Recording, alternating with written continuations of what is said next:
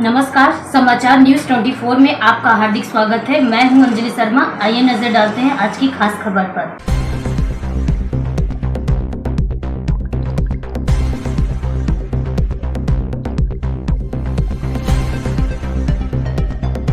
राज्यसभा सांसद ने कहा, सरकार घोषणाएं कुछ और करती हो, लेकिन आंकड़ों से स्पष्ट है कि किसानों के हितैषी होने का दावा हवा हवाई है।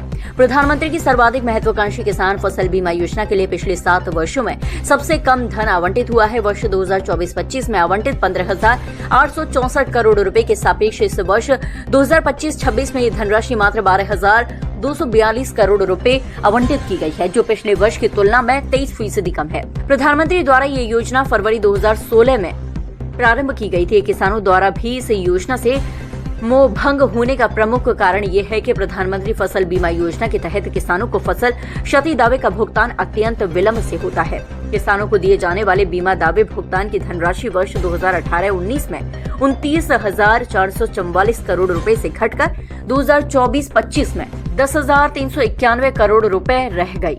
प्रधानमंत्री फसल बीमा योजना के तहत दावों का भुगतान न होना या देरी से भुगतान होने के कारण भी किसानों को इस योजना के प्रति आकर्षण निरंतर कम हो रहा है।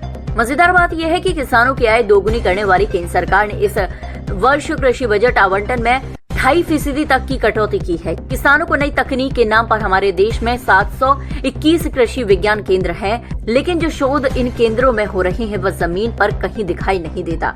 किसान उससे कहीं भी लाभान्वित नहीं हो रहा है। केंद्र सरकार प्रधानमंत्री फसल बीमा योजना के तहत किसानों के प्रति गंभीर होने का निरंतर दिखावा कर रही है। यहाँ ये भी स्पष्ट है कि सरकार ने मात्र 23 राज्यों में ही ये योजना लागू की है।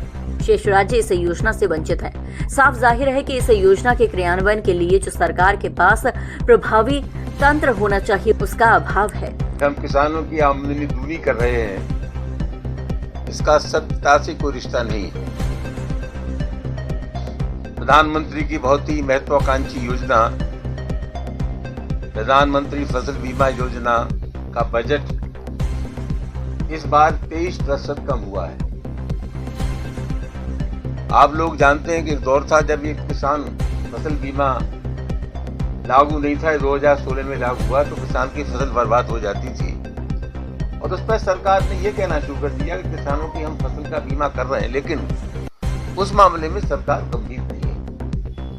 और स्थिति ये है कि एक ओर जहाँ किसानों को फसलों का बीमा नहीं मिल रहा है, वहीं इस बार कृषि का जो बजट है उसमें 2.5% की कमी की गई। सबसे महत्वपूर्ण बात यह है कि कृषि के लिए कितना बजट आवंटित हुआ एक अलग सवाल है। उससे महत्वपूर्ण सवाल यह है कि कृषि के लिए जो है ना आवंटित हुआ था उसका कितना खर्चा हमने किया।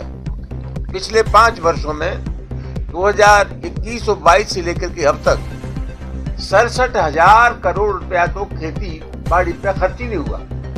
कुल मिलाकर के 5 वर्षों में कृषि के लिए जो धन आवंटित हुआ था उसका 67,000 करोड़ रुपया खर्च नहीं हुआ। इसका सीधा मतलब ये सरकार किसानों की समस्याओं के प्रति गंभीर नहीं है। दूसरा सबसे बड़ी बात है कि सरकार कहती है कि साहब आधुनिक खेती होनी चाहिए, जैविक वैज्ञानिक खेती होनी चाहिए। हमारे देश में 721 कृषि विज्ञान केंद्र है, लेकिन अफसोस की बात यह है कि कृषि के क्षेत्र में जो शोध हो रहे हैं वो शोध सिर्फ प्रयोगशालाओं तक सीमित हैं। वो शोध जमीन पर कहीं नहीं उतर रहे हैं जिससे किसान वैज्ञानिक पद्धति से अपनी खेती करना शुरू करें। आज सबसे बड़ा सवाल है, अभी उत्तर प्रदेश की सरकार का बजट आया। पहले जो आवारा पशु थे जो गौशाला में बंद कर दिए जाते थे, उसके लिए 30 रुपया प्रति पशु चारे के लिए आता था। अब वो राशि बढ़ाकर कर दिए 50 रुपया। मैं पूछना चाहता हूँ सरकार से, किस गलत फहमी के शिकार है? 50 रुपया प्रति पशु के हिसाब से किस पशु का पेट भरा जा सकता है? 2 ही बातें हैं। अगर आवारा पशु है तो किसान की फसल को बर्बाद करेंगे, अगर गौशाला में आप भेजेंगे तो चारे का भाव में मरेंगे। और सबसे महत्वपूर्ण बात यह है कि किसान की फसल तो आवारा पशुओं द्वारा बर्बाद की जाती है, उसके लिए कोई मुआवजे का प्रावधान नहीं है, वो फसल बीमा योजना के तहत नहीं आता। ये मामला बहुत गंभीर है और मैं निश्चित रूप से कह सकता हूँ कि किसानों के साथ छलावा है, किसानों के प्रति सरकार बिल्कुल गंभीर नहीं है और सरकार का निरंतर राग अलापना कि हम किसानों की आमदनी दूरी कर रहे हैं, ये सत्यता से बिल्कुल परे है।